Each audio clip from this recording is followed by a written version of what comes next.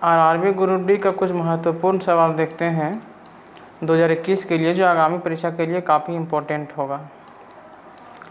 पहला सवाल है कि मुक्त रूप से गिरना केवल कहाँ संभव है? तो मुक्त रूप से गिरना केवल निर्वात में संभव है। निर्वात वह अवस्था है जहाँ किसी अवरोध या माध्यम की स्थिति नहीं होती है। प्रकाश जो है निर्वात में भी गमन कर सकता है और ध्वनि के लिए माध्यम होना अनिवार्य है। भारत का प्रथम वायसराय कौन था? तो इससे 3-4 प्रकार का सवाल पूछता है।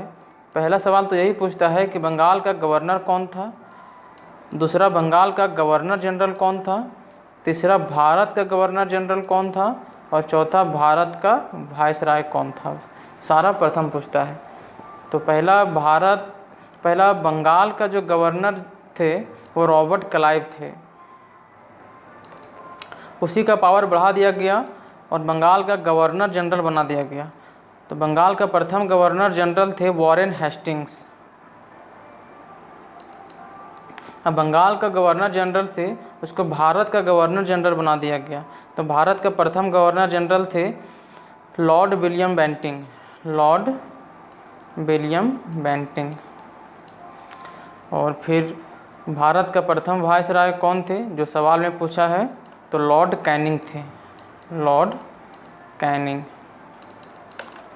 प्रकाश संश्लेषण के लिए क्या आवश्यक है? प्रकाश संश्लेषण के लिए कार्बन डाइऑक्साइड और प्रकाश का ऊर्जा आवश्यक होता है। आगे है टंगस्टन का गलनांक कितना होता है? तो 3380 डिग्री सेल्सियस टंगस्टन का गलनांक होता है। 3380 डिग्री सेल्सियस।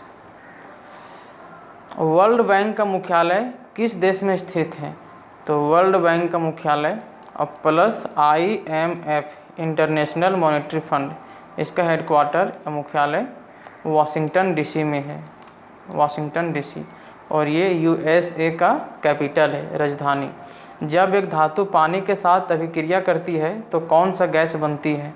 तो देखते हैं, धातु ले लेते हैं सोडियम Na और पानी के साथ इसको अभिक्रिया करवाते हैं H2O।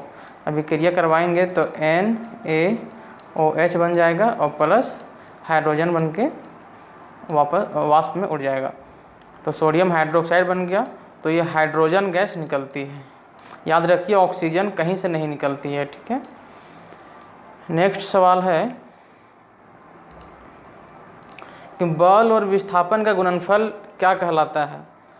तो बल को F से डिनोट करते हैं और विस्थापन को S से डिनोट करते हैं। और एक फार्मूला होता है W = Fs cos थीटा।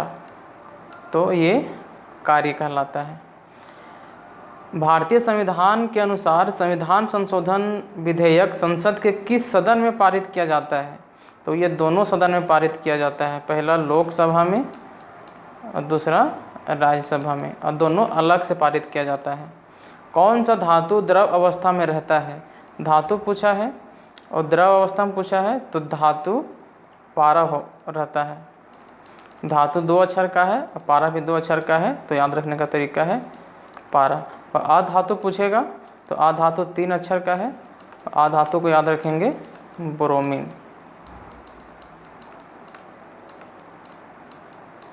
तो धातु द्रव अवस्था में रहता है पारा और अधातु द्रव अवस्था में रहता है ब्रोमीन।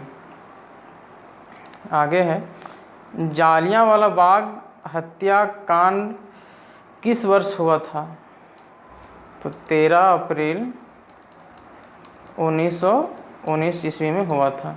और जालियांवाला बाग सामूहिक हत्याकांड में एक हंसराज नामक व्यक्ति थे जिन्होंने जनरल डायर को सहयोग किया था।